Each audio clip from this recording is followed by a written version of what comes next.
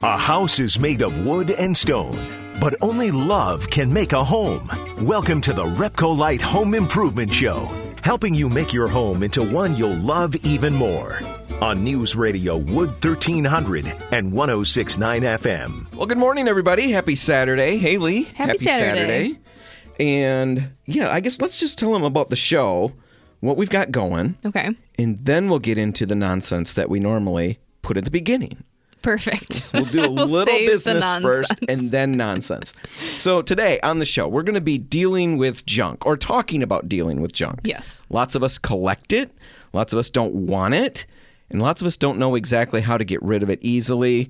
We're going to talk about all of that and maybe give you some resources to look into. We're also going to be talking about trim, painting trim, whether you should or shouldn't. Yeah, also the color that you can paint trim. Right. Because you're really not limited here. Right. A lot of people think it's just white, but actually the trends are pushing in a different direction, and we're going to talk about all of that. But right now, let's get back to the nonsense. And it's really not nonsense. No, this is pretty serious stuff, it's actually. It's serious stuff. Well, the main topic is serious. The way that I get to the main topic will be nonsense. That's the nonsense. But we have been, my kids and I, and Maggie, the dog, have been walking through all these little natural areas. Yeah. And that has been so much fun. We just go out there and there's birds everywhere. There's all kinds of nature. It's like I'm Snow White as a guy. Oh my gosh. And yeah, they all just flock to you. They flock to me, you know. They're almost perching on my finger and singing to me and bringing me little treats and stuff. It's not quite like that, but it's really pretty fun. Close. It's pretty close. I'm that likable, you know, not outside even of the human But the other thing that really species. likes you. Yes. Ticks. Unbelievable. And then I just read that apparently the population is just exploding in Michigan. Well, it makes sense because we've gone to this place to walk for a couple years now, and this is the first time that the ticks have been literally insane. And this last time I went, which was last weekend, was to test it all out and figure out, okay, maybe the kids wandered off the trail. Sure. Because we're not supposed to do that. Stay on the trail, avoid the ticks. I stayed on the trail. I followed every rule there was to follow. And I still got back to the truck with ticks. Wow. So they really like you. Really, yeah. The downside of this gift, I guess. It's the downside of just one of my gifts. There's a lot of downsides to a lot of the gifts I've got. Some of them have very few upsides. But looking at this, it's really been frustrating because it's taken a huge chunk of fun out of this time that we spend outside. Stress about that. And I think it's just getting worse because of weather. You know, the winters aren't as cold and birds are migrating differently now and they're dropping off more ticks along the way. And so what do you do about it? You know, one thing you can do is to avoid all of these spaces entirely. That's no fun, though. That is zero fun. And so we thought we'd talk about a few practical things. First off, just be aware, if you're not already, they're really crazy bad. And we have found them, you know, I think the biggest thing that we've ended up with is the dog will get them, Maggie will get them. And we find them outside and we get them off of her, but there's always ones we miss. Yeah, and they end up then in the house. Right. Yeah, and that's really frustrating. Well, and that's the most common tick we have in Michigan. It's named the dog tick. 75% of them are that species, which is good and bad. I mean, a lot of us have dogs, so they're bringing them to us, but they're not typically the kind that carry Lyme disease. So we're avoiding that a little bit, but we still have to be really careful because they do carry other diseases. Right. So definitely for your pets, of course. I mean, anybody who's a pet owner most likely is already aware of this and doing it, but just be diligent with it. Get them to the vet, do what you need to do, make sure that you're taking care, make sure you're checking them after walks and stuff like that. But with you know, the kids, we actually did all of that. We did the whole thing. The kids made sure they were tick-free, and yet we'd find them 4 hours later crawling up our arms while we're busy trying to watch a movie. Yeah, I thought there were some good tips on the Michigan.gov website. You know, wear light-colored clothing so that you can spot them more easily. Wear long pants and long sleeves. I like the trick of tucking your pant legs into your socks because then they can't crawl up the pant leg. I am going to get some kind of leotard or unitard type thing with leggings, and I'm going to wear that over top of my clothes. I'll be excessively lumpy. Just wear a hazmat suit when you're walking. Well, that's silly. Nobody would want to walk around in a well, the hazmat painter suit. suits, I mean, those are white too, so it'd be perfect. It'd be easy to find the ticks. Yeah. And I would look like some kind of professional. True. People would think something, and I would probably clear my like path in front of me. Clean up professional, yeah. Yeah. Oh boy, what's happening in this park? Okay, I'm going to get one of those. That might work. But check it out. Another thing that we found is throwing the clothes in the dryer for an hour. Yep. Just to make sure that we've done everything we could, because we think we got them all. Yeah, and shower afterwards too, because, I mean, hopefully. Yeah. It's so frustrating. The other last week Sunday, we had a terrible day, and the kids pointed out that it's very fortunate that this was me that caused this problem that happened and not anybody else. Because they said anybody else would have been in big trouble. With me, it was an accident, children. But anyway, Hannah, who's our designated tick spotter, we can look Maggie over, we can look anybody over, and then Hannah finds 5 ticks that we all missed. So Hannah scopes out everything, while Sunday morning she finds a tick on Maggie. So I came to get it, and of course I'm squeamish. Yeah. And I grabbed it. Yeah. Everybody else grabs them and disposes of them. No, I would be I squeamish. grab it, and I get halfway across the room, and I'm thinking, I've got him pinched in my fingers, and I figure he's probably boring into my hand at this point. So I thought, I'm going to just peek at him and make sure he's not boring in. And he looks at me the minute I loosened up my fingers and jumps out of my hand. Gosh. There he is on my carpet. So I quick ran. I was going to get a flashlight so I could make sure I got him. By the time I got back, he's gone. Disappeared. Yeah. We got the whole family on the floor with Terrifying. flashlights trying to find the stupid tick. So don't let them even get into your house, because it's not fun when they do. No. There's chaos that happens. Again, it's lucky it wasn't a child who did that. Yeah, and some of them can actually breed inside too. A lot of them, won't do that. But Well, and the there are some. diseases are serious diseases. Lyme disease, Rocky Mountain fever. I've known a person that had Lyme disease. They didn't catch it right away either, and ended up with the Bell's palsy. Bell's palsy. How long did they have it? Well, I guess I was reading that you've got to have it for a few weeks or months untreated for it to get that serious. But if you look out for the things like, fever, chills, headache, muscle soreness, usually you'll find a rash. Then you can usually catch it. Okay. But the important thing is to check yourself for the ticks, and if they have, burrowed, removing them correctly so that you're not leaving the head behind. What is the correct way to remove them? Well, I guess there's special tweezers that you should have, and it helps tweezers? Yeah, grip right near, the base of them or where they're at on your skin so that you can pull the entire tick out and not leave the head behind. But the website does also say that you should probably get a professional to do it for you if they have burrowed. All right. Just to avoid any risk. We'll put links to this document in the show notes. It's really worth checking out, especially if you spend a fair amount of time outside, if you've got pets that also spend that time outside. Yeah. Frolicking. Pesticides work, right? DEET, spray yourself down, or if you want to go the natural route, the oil of lemon eucalyptus will work too. Well, and we're going to test a number of these things because I do have the superpower to attract ticks. We're going to see if we can find something that actually allows me to repel them. And if it does, we'll report back on what worked the best. Definitely. All right, we're going to take a break. And when we come back, we're going to dig into that trim project. Yeah, it's a good one. The first part is going to just be whether or not you should paint it in your home. There's pros, there's cons. To paint or not to paint. We'll weigh all of that when we come back. Stay tuned.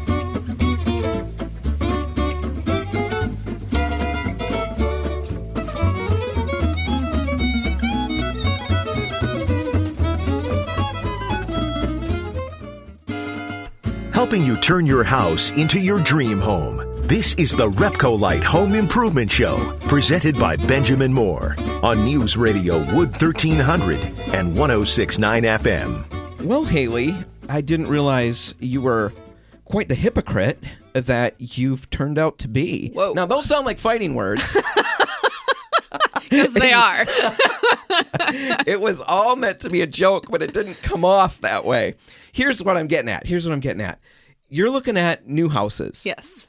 You can tone the glare down just a little, or put sunglasses on. I'm just curious. No, I'm just curious. Okay. So you've been looking at new houses. It's been quite a ride. Mm-hmm. Just a struggle. Yes. Huge struggle. And on one of them, you were so happy, and you told me about when you were looking at it, you actually wrote a letter. I'm pulling out all the stops now. Yeah. Trying to tug at the heartstrings a little at this point So you to get wrote my a foot in the letter. door. Right. Wrote a letter, and you just talked about, very honestly, the things about the house that you loved. Exactly. And one of those things was what? This house was like right across the street from a park. I don't know. No, the trim. Oh, okay, yeah, the trim. No, I actually thanked them For what? for not painting the yes. trim. And what are we going to talk about right now? Painting the trim. Painting the trim, which brings me full circle back to I'm a hypocrite. you're a hypocrite. Do you agree? No. Okay, that's fine. I don't think you're a hypocrite. But I do think it is funny that you It love... was in really great shape. It was an old house, and it got good lighting, so it was appropriate, and I'm glad that they left it original. Well, and I think that's really good for this topic because we do want to talk about painting trim, but there is this other side of it that we're not recommending that every single piece of trim should be painted. Right. Because we also sell stain and varnish. Yeah, true. We can help you with that too. No, if it fits the home and all of that, it can really look great, restored to what it was originally. But in some instances, maybe the wood isn't in great shape. Yeah, if you don't want it to be the focal point, or if they've changed things out over time, people do crazy things to homes, so it might not all be the original stuff. It might start and stop. It might be painted in some rooms and not others. How do you unify a space if you've got all these breaking points now? Right. So let's talk about painting trim because I'm sure most of us, or at least many of us, are looking at homes right now and wondering about rooms in particular, or, do we do it here? Do we tackle it here? Where do we start and stop? I mean, there's so many questions. What colors do we use? Yeah. Should I do it? You're all kind of of those... opening up Pandora's box with trim. Right. And so we're going to try to cover that in a couple segments here. And we're going to start with just addressing straight off the bat, should I even do this in the first place? Yeah, because I think that there's pros and cons, and obviously it comes down to personal preference. But one positive is that if that house didn't get the light that it did, I might have painted it just to bring more light into the space because it's a lot of dark trim. It can actually help brighten up a space if I were to paint it white. It will also unify a space. My current home, I've got different kinds of trim, different types of wood and different shapes. Oh, yeah. In different rooms. They had an addition put on and tricky. They got as close as they could. Exactly. The color is kind of close, but once you see that it's not the same, you can't unsee it. No, it's very annoying to me, and I keep thinking that at least one solid color through everything is going to help minimize. Plus, this opens up a lot of design options too, because when we talk about painting trim, we're not just talking about white trim. And we're not just talking about a bunch of different off-whites that you can choose. Yeah, true. Really, if there's a world of color options available, and we're seeing more and more of that in trim. Yep. And we're going to get to that in the second half of this segment. Those are some positives. On the downside, it is a big project to jump into, and it's not permanent, but really, I guess I should say it's technically not permanent. Technically. But practically removing paint from trim and restoring it is a really big project. Yeah, so most people avoid that. You want to be sure that you're good with this moving forward before you start it. So that is something to consider. Something else is that it's going to get banged up and it's going to show those marks. Yeah, I mean, quicker. The nice thing about wood is that it has all the different grain undertones and it changes. Color variations. So it actually hides both dirt and dings. Right. And it's protected by a clear coat. So scratches and stuff often just remove a clear coat, leaving the color in the wood. The paint's going to be the opposite. The color's going to be on the top, and a scratch can remove that and leave that darker wood showing through. You'll see it quicker. Right. It shows dirt faster. It's not going to get dirtier any faster. No, it just shows show it more. So all of those things are things to consider when you're painting it. There's a little more maintenance in that regard, but you gain the positives. Yes. Now it's up to you to decide where you fall and what you decide to do. If you decide that painting it's the thing, that's what you want to jump into, it's really a relatively straightforward project. Yeah, there's not a ton to do here. You just want to do it right.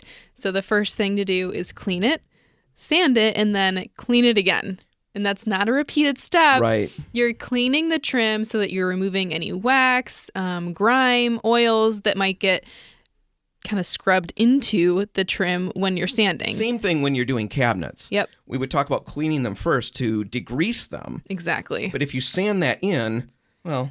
you've kind of defeated the whole purpose of this. Right. So, as Haley said, do a cleaning, do a light scuff sanding, and that scuff sanding if you're using the right primer, can really be relatively light. You're not trying to remove the finish or take it down to bare wood, just trying to give the primer somewhere to bite into. Just a little tooth. Some primers to think about. RepcoLite's Quicksand, we've talked about it very recently, but it's going to be a multi-purpose primer that actually works really well for this type of situation because it actually bonds really well. And because when you're working on trim and really smooth surfaces, sometimes you do want to go back and sand any brush marks or drips that you might have. And this, like it says, you can sand very quickly. Yeah, sands really well. Another option when it comes to picking a primer for your trim would be Sticks from Benjamin Moore. It's a bonding primer, bonds to hard to paint surfaces is really what it's for. Yeah. And with both of these, we'd still recommend a light scuff sanding just because it's a great insurance policy to give you the best foundation to work on. Right. You only want to do it once. Well, you only generally get a chance to do it once. And so you don't want to blow it.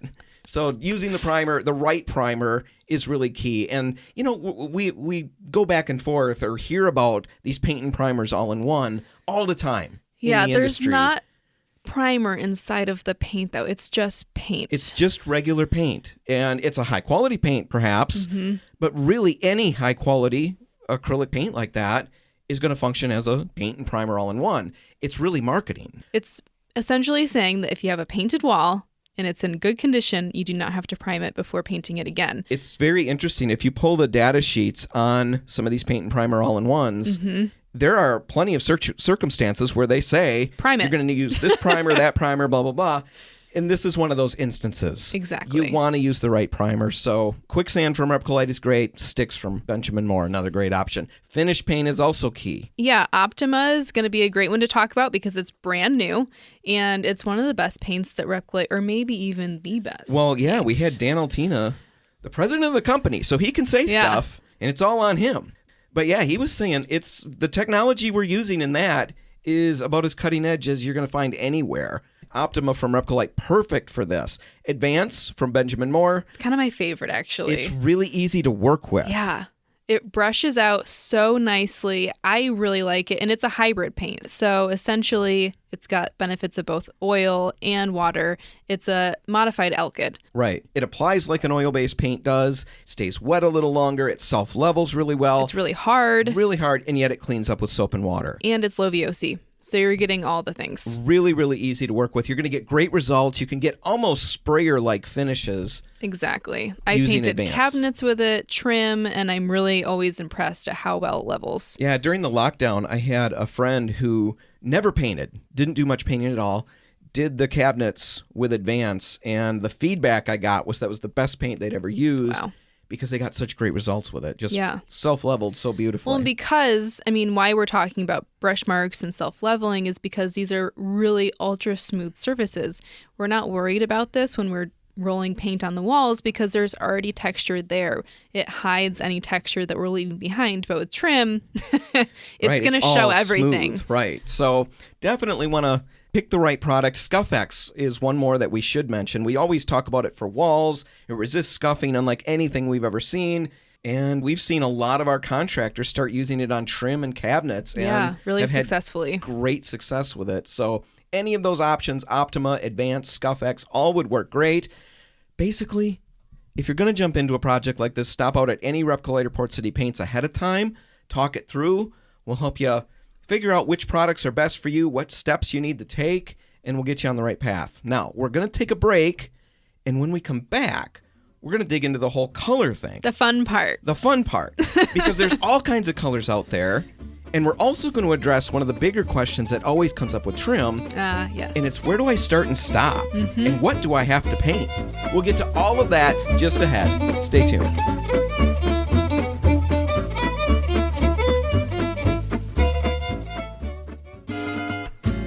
If you want to take your DIY skills up a rung, the RepcoLite Home Improvement Show is here to give you a boost on News Radio Wood 1300 and 106.9 FM. All right, Haley, we just ended this last Dan? segment talking about painting trim and all of those things, and I am trying to head off the emails that are probably furiously being typed right now because I called you out at the beginning of last segment for being a hypocrite. Yeah. Was I being serious? You're going to play this up. I should have double checked. It was a joke, and you know it. Yeah. Anyway, let's talk about color, because that's a huge part of any painting project at all. That's probably... Yes, the most important part in my mind. Okay, in your mind, right. You got to get the right product, but if you get the right product in the wrong color, does it really matter? No. Did you really win? No. So color is huge, and with trim, the tendency is maybe to think it's white, right? You just pick a white and you run with it. Wouldn't that be great? Yeah, it's just never that easy, is it? Just one white in the world, and that's what you used on their trim. Not the case. No. Hundreds of All whites. kinds of different undertones and things like that. Yeah. How do you pick the right one? And what happens if you don't? Is there a big deal? It can be a big deal, yeah, depending on the situation. A good example I can think of is if you've got like yellow or really creamy wall colors, and then you pick a white that has a blue or strong gray undertone, it's going to look kind of funky next to your super warm walls. Ideally, you would pick out a white that has a slightly yellow undertone so that transition is a lot smoother. So yeah, it makes a difference. So picking the right white is a big deal. It's not straight up easy. You don't just walk in and say, I want pure white. Not straight up easy. Why not? Why not pure white? Just out of the can. Just give me white. Just give me white. I don't need any tint in it. Why would we not want to do that? The brightest, purest white out there is Chantilly Lace by Benjamin Moore, and it has the smallest amount of colorant possible. But the downside to that is that it's not the highest hiding white now. Typically, a premixed white, if that's what we're looking for, just white in a can right off the shelf, it's actually going to have a little bit more gray in it to help it hide better. That little bit of color, it makes a big difference, actually. But that, again, is not just white. Now you've got it leans white with gray. Right, definitely. And Chantilly Lace, being the brightest, purest white with very little colorant or very little gray, it's not going to hide as well, but also it's going to look a little stark, and it's going to show things a lot easier. If you touch cabinets that are bright white and you've got anything on your hands, you're going to see it a lot faster than if it had a little bit of color there to help you. See, to me, I think the bigger deal, I know all that, so the bigger deal is just the starkness of it. Honestly, I bet a lot of people are hearing us talk about these whites and they're thinking about creams, and we're not talking about that. It doesn't have that much color in it. No. It's still going to read white. You're going to look at it and it's going to seem like white. Exactly. But when you've got one of these stark whites, it's in your face white. Yeah, it almost just looks like you put primer on the trim and didn't finish it in some ways. So it's good to find these whites with the right undertones. How do you find the undertones? You've got to compare them, really. Yeah, I think comparing and contrasting is the easiest way to pull colors out of whites that are next to each other. So if you just pick, 3 whites off of the color chip rack and put them right next to each other, you're going to be able to pull out the undertones by comparison. The other really great thing is that the Benjamin Moore color chip racks are actually built with a white shelf at the bottom exactly for this purpose. So you have something that's a clean white surface on the background. You can compare the white that you're laying on top of it very easily now so that you can see if it has a yellow undertone, a pink undertone, and go from there. So if we had to say there's one white out there that would maybe be really easy to work with, maybe not foolproof, but... White Dove. White Dove from Benjamin Moore. It's probably the most popular white over time. It's the one I most often recommend because it's so neutral. All whites are thought of as neutral, right? It's a neutral color. But if it has a strong undertone, it doesn't actually lend itself as a neutral. If it has a strong yellow undertone, that's not necessarily a neutral white. A neutral white means that it's got both parts. It's got the warmth, but it also has the cool parts too, like the gray. White Dove combines all of those together. Exactly. So you can put it next to a gray. You can also put it next to a yellow, and it works for either situation. All right. So that's white. And that alone is pretty complicated, it seems. But we'll help you get there, right? Any of the stores, we've got people there who will help you with colors and help you get what you want.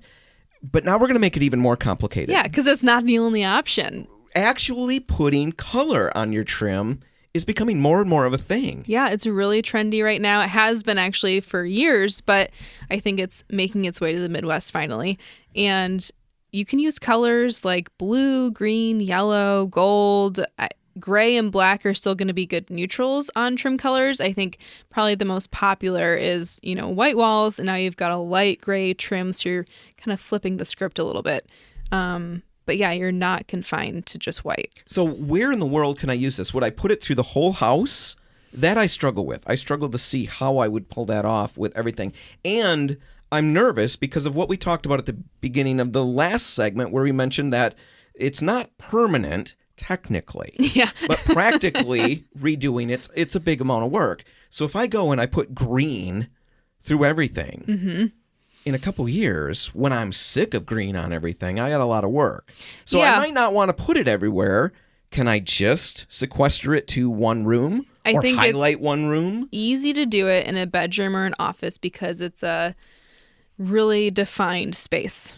It can just be in that room, and you don't have to carry it through the entire house now. It's just a feature in that room. So can it work in any of those rooms? I would think that the trim's got to be, what would you call it? It's got to be significant. Well, What's you've the got to word I'm have looking for? feature-worthy trim. Feature-worthy, that's what I want. Because that's the whole point of this, is that you're making the trim the feature in the room, not the walls. Right. So if the trim is simplistic in the home, small, you might want to consider sticking to white, keeping it relatively you don't traditional. necessarily want to draw your eye to something that isn't going to be able to carry that. Yeah. Yeah. It's not going to hold your That's why attention. I wear clothing that allows me to blend in to the people around me. If I stood out, it'd be utterly ridiculous. Not feature worthy. Yeah. Wow. You didn't have to see. That's so much harsher. That's why it's funny, Dan. Okay. You put the words out there. When I throw stones, even in fun, I feel bad. I don't think you feel bad at all, do you? That's fun to you, isn't it? It is, I can tell. So make sure your trim is feature worthy. And what about starting and stopping it? What do I do with that? And let me ask that question differently, because starting and stopping it is one thing, but you did say we're putting it in a singular, one room. Yep. But what wood gets painted when I'm doing something with color like this? Do I do every door? Do I do, because now I've got the casings around the windows. What about the window themselves? Where do I start and stop with this color thing? You need to consider your room. I mean, the windows that you have, for example, I know are the vinyl windows that look like wood. Pretty nice stuff. Top of the line. So if you're painting the trim and the inside of the windowsill, let's say you're painting it green for your example. Yep. You don't necessarily have to paint your window green. It's okay to stop there. I don't think you should get into painting vinyl. And if it were wood, I still think it could just be wood. So I'm okay to leave the wood there. Window. Yeah. Closet doors. That's a lot of green. It is a lot of green, but if you're making this choice, it's so that it's the feature, right? Do I have to paint it, though? Do I have an option? I mean, of course we have an option. It's America. It's kind of our thing. But design-wise, are people going to think that I'm a loser? A loser? Loser. Can I leave the doors unpainted, or do I need to go to the green, or can I bring another color in? That seems like that'd be crazy. I mean, nothing is really off the table. It's your space, do what Iris would do. But I think if you're going to paint the trim, typically it means that you're going to paint the woodwork or the casework the same color. So the baseboards are the color, the trim around the door is the color, the door itself is the color, the windowsill is that color. But if it doesn't make sense, if you have wood doors, if you have a wood window that you want to leave intact, that's okay. There's a clear stopping point then. All right. Now that makes sense. One last thing before we wrap it up. The same idea about starting and stopping. How do we, if we're doing more of the house with our trim, that is one of the things people struggle with. They look at the space, not sure what to do with it. I mean, especially if it's not, if it's outside of a singular room. What do I do? Am I locked into painting all of it? No, you don't have to paint all of it. The good rule of thumb is when let's say you're entering the front door and you're walking through your home from that point. So the way that you would normally move through the space. Normally come in through the window because Okay. we have left the keys somewhere else. But either way, I see what you're saying. Yes. The way that you typically move through the space. So the color that you see first is the dominant color. Okay. That is the color that should be wrapped around the corner, not the other way around. Okay, so do you have an example? I know it's tricky. I know you're trying to describe a home that is in your head. Yes. Put it in our heads. Help us understand. Let's use a door for an example right now. Let's say it's a door in the hallway and you've got the bedroom on the other side and you're painting that trim green. Mm-hmm. The hallway trim is white. Mm-hmm. So if you're looking at a doorway, you have the trim that is framing the door, but then you also have the door jamb. And the trim and the door jamb are kind of connected. It's hard to tell where you start and stop with those two colors. So because we're talking about a hallway and a bedroom, you're going to encounter the hallway first, right? You've got to walk through the hallway to get to the room. I can't teleport yet. Maybe someday. So that white, being the dominant color, is the one that you would wrap into the door jamb. The green would remain on the inside of the bedroom. So you're going to have to, tape a line on that trim so that you do not enter the door jamb with the green. Okay. All right. We'll put something in the show notes, a couple of sketches. Yeah. You're an artist of sorts. I guess you sculpt. Yeah. We can't really sculpt anything. So we'll put some sketches in the show notes that will show you what we're talking about. Something will be there. Yeah. And otherwise, stop out at any of the RepcoLite or Port City paint stores. Talk about what you're doing. Ask your questions. These are all big things, and it really slows people down on a project. They don't jump in because we're not sure how to pull them off. There is a right way. We'll help you find it. And honestly, we'll even help you make your own right way if we have to do it that way. And right? if you're thinking about painting trim a color, and let's say you've got wallpaper in the room that you're trying to match, you can bring a piece of that wallpaper in for us so that we can help you pull a trim color out of that piece. Right. We can help with all of that. Just stop out at any RepcoLite or Port City Paints. All right. We're going to take a break. And when we're back, we're going to be talking about how to clear the junk out of my barn. Let's and do then that. we're going to have a list of sign-up people who want to come help. It's not essential, but I'd really like it.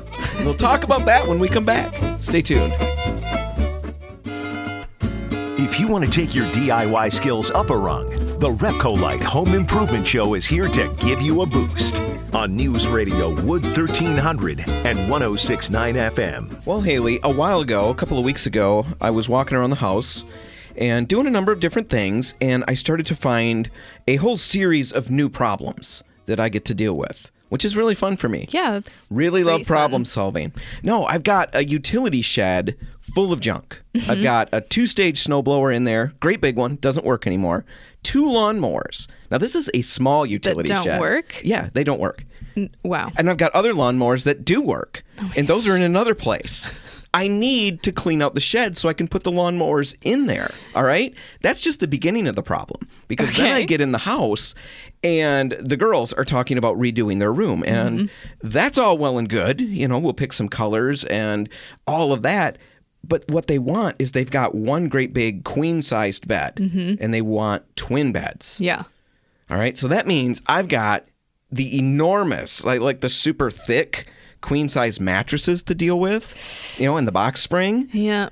All of that is complicated stuff to deal with. Now, And you mentioned you have exercise equipment that will never be used again? you had to bring that up.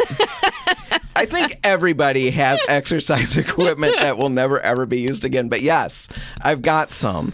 And I've got some. And you know what? I'm so sick of it because it sits there. Now, I know Mocking you. Yes. Yeah. I know these things don't have personalities. I understand that. I know they don't have thoughts or feelings. But mine might. Because the way it looks at me when I move through, it's telling me I need to do some of this exercise and stuff. Judging. So I want it out of here. Get that out of my home. And just a lot of stuff. What do I do with it? Just get rid of it. It's easier. But, I've got a truck. I can haul a lot of this stuff. But the thing is, like the mattresses. Yeah. That's complicated. I'm going to have somebody up there holding them down while we're going around the curves. And I don't think that's cool anymore. When I was little, you could just throw a kid up there. Right They'd hold around that in the stuff back. down. Yeah. Yeah, that's true. You Can't don't really do that see anymore. that anymore. Probably shouldn't have done it then. But, No. but you can't. So anyway, all of these things pile up. And really, it has slowed down projects. It's the barn is just annoying because I can't store things in it. And you've like got to I would crawl like to. over this stuff to get to other stuff. That's a pain. But literally, the brakes are on these bedroom redos because I have sure. no idea what to do with this stuff. So I thought, let's solve that today on the show. On air. We're Yeah. at least going to get me the information I need. And hopefully somebody listening finds value in this too. Yes, But if I'm not, sure. at least I'm helped. So as we dug into it, you mentioned right off the bat, kind of Junk like I was kings. a dope, Yeah. that I should have thought about junk hauling companies. And you Right. mentioned... Junk Kings, they're a national franchise. I used them when I was out in Portland a couple times, and it's really easy because their website has like an online quote form, so you can actually select all of the items that you might possibly have for them to pick up.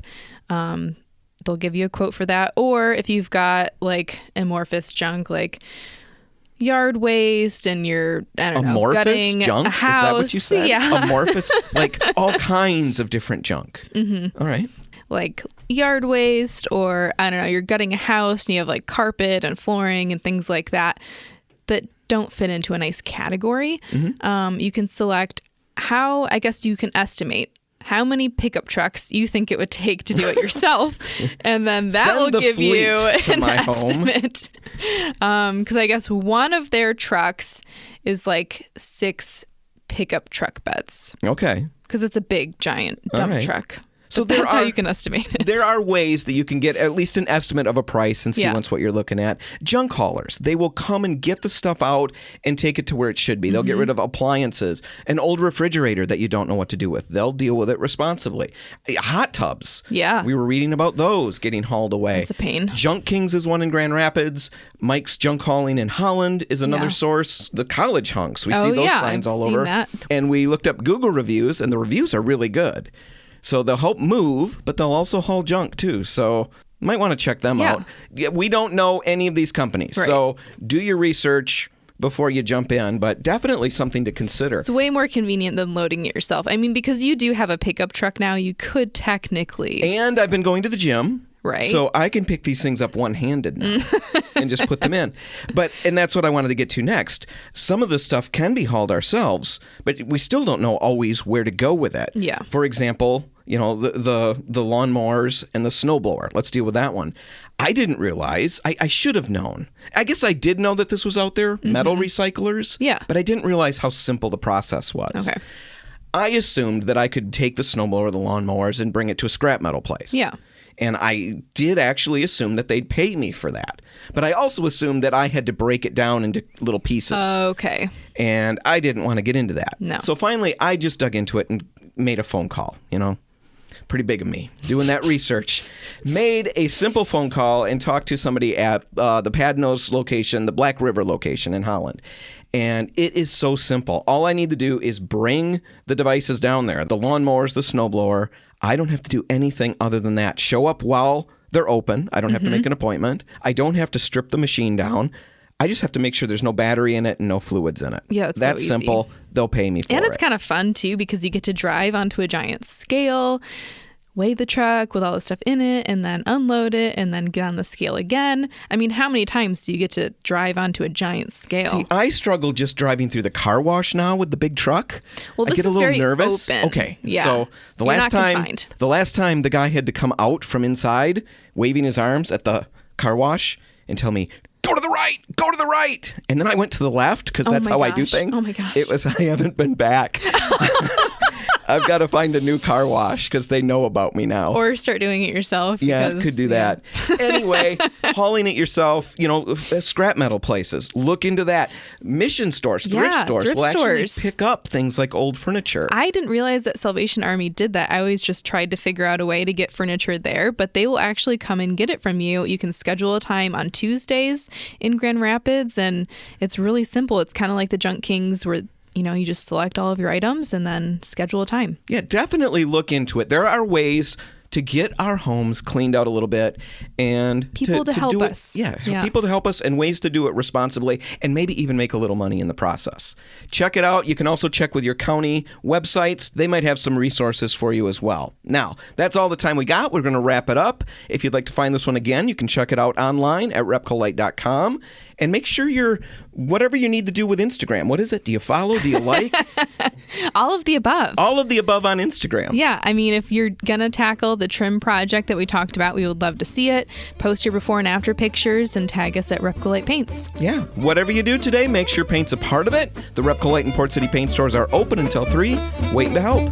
I'm Dan Hansen. And I'm Haley Johnson. Thanks for listening.